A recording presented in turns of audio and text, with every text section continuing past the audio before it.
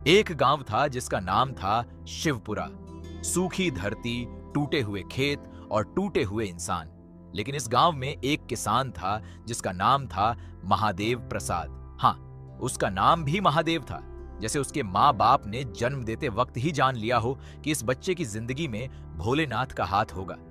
महादेव प्रसाद के पास 5 बीघा जमीन थी, एक बूढ़ी माँ थी, एक पत्नी थी सुमित्रा, 2 छोटे बच्चे थे और था एक कर्ज जो हर रात उसकी नींद खा जाता था।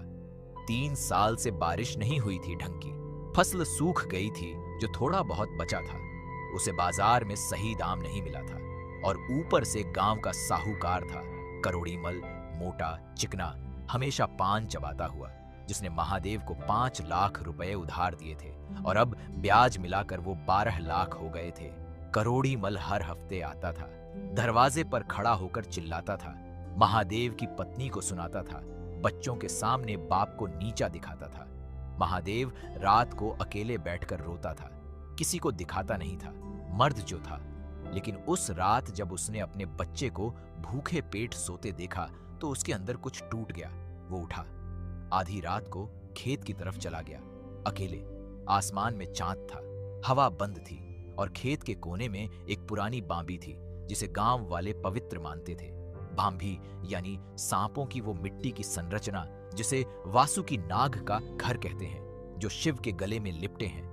उस बांबी पर हर सोमवार कोई न कोई दूध चढ़ाता था, फूल रखता था।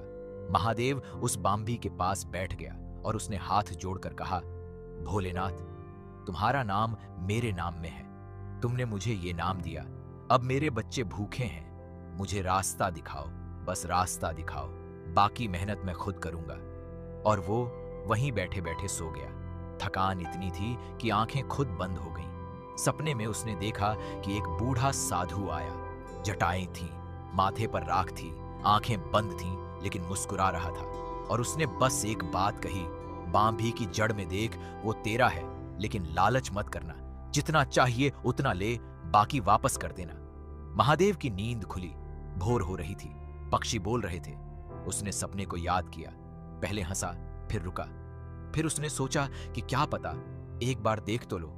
उसने अपनी कुदाल उठाई और बांबी के पास धीरे से खोदना शुरू किया, बहुत सावधानी से, ताकि बांबी को नुकसान न हो। 1 फुट, 2 फुट, 3 फुट, और तभी कुदाल किसी चीज से टकराई, खनन की आवाज आई।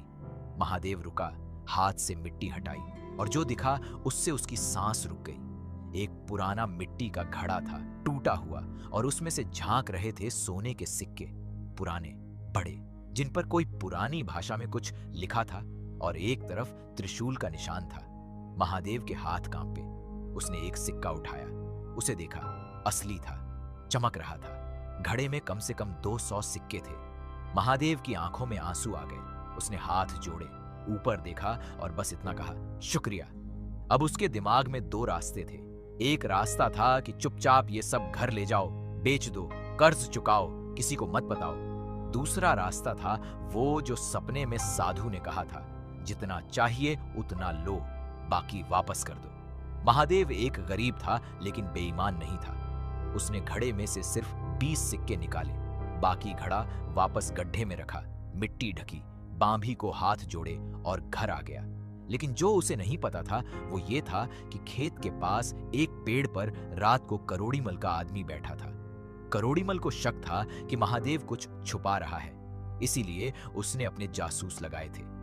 उस आदमी ने सब देख लिया। सुबह होते ही करोड़ीमल को बताया। करोड़ीमल की आंखें चमकी। उसने सोचा कि पूरा खजाना उसका होगा।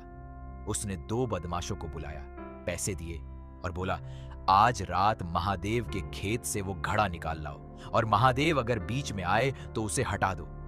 इधर महादेव शहर गया था एक सिक्का बेचने, एक पुराने सुनार के पास जो भरोसेमंद था।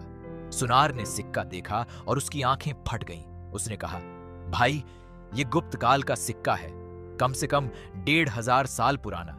एक सिक्के की कीमत 5-6 लाख से कम नहीं होगी। महादेव को लगा कि जमीन खिसक रही है। उसने सुनार से पूछा, तो 20 सिक्कों की? सुनार ने हिसाब लगाया और बोला, 1 करोड़ से ऊपर।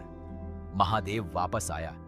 लेकिन जब वो रात को खेत की तरफ निकला तो उसने देखा कि उसके खेत में रोशनी है।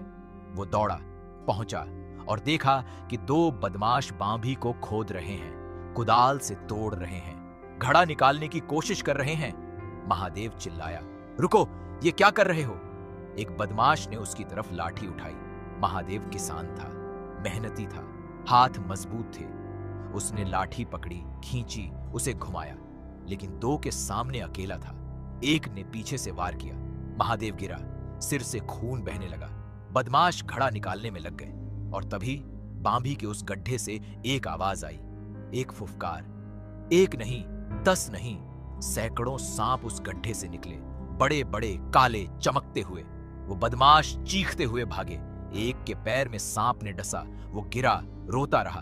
दूसरा भागा तो कांटों में उलझा, गिरा, और वो सांप महादेव की तरफ आए, उसके चारों तरफ घेरा बनाया। महादेव डरा नहीं, बेहोशी में था, लेकिन उसने महसूस किया कि उसके घाव पर कुछ ठंडा है। एक बड़ा नाग उसके माथे के पास बैठा था और उसकी फुफकार हवा जैसी थी। सुबह जब महादेव की आंख खुली तो वो ठीक था, घाव सूख गया था, सांप गए थे, पांव भी साबुत थी, लेकिन पास में एक बदमाश का जूता पड़ा था और दूर खून के निशान थे। करोड़ीमल को जब पता चला कि उसके आदमी भाग गए तो उसने सोचा कि अब कानूनी रास्ता अपनाता हूं। उसने पुलिस में शिकायत की कि महादेव ने अवैध खुदाई की और सरकारी खजाना छुपाया। पुलिस आई, महादेव को बुलाया।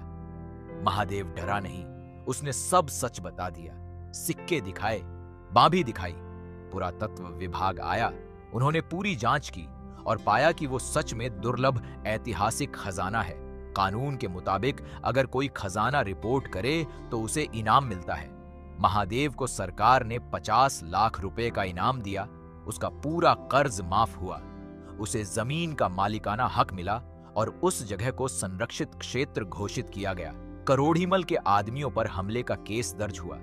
करोड़ीमल की साहूकारी की जांच हुई, उसका लाइसेंस रद्द हुआ और उस बांबी के पास एक छोटा मंदिर बना जहां गांव वाले हर सोमवार आते थे। महादेव प्रसाद वही किसान रहा, वही खेत, वही मिट्टी, लेकिन अब उसके चेहरे पर एक अलग शांति थी।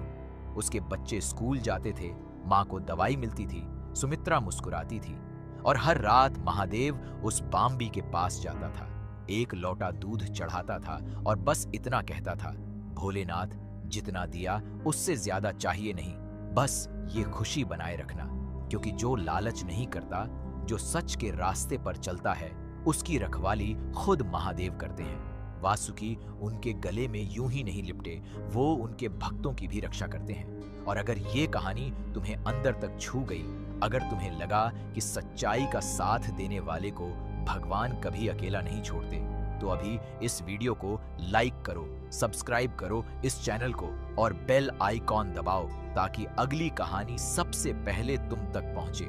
क्योंकि ऐसी कहानियां जो दिल को हिलाएं, सोचने पर मजबूर करें और आंखें नम कर दें, वो सिर्फ यहां मिलती हैं।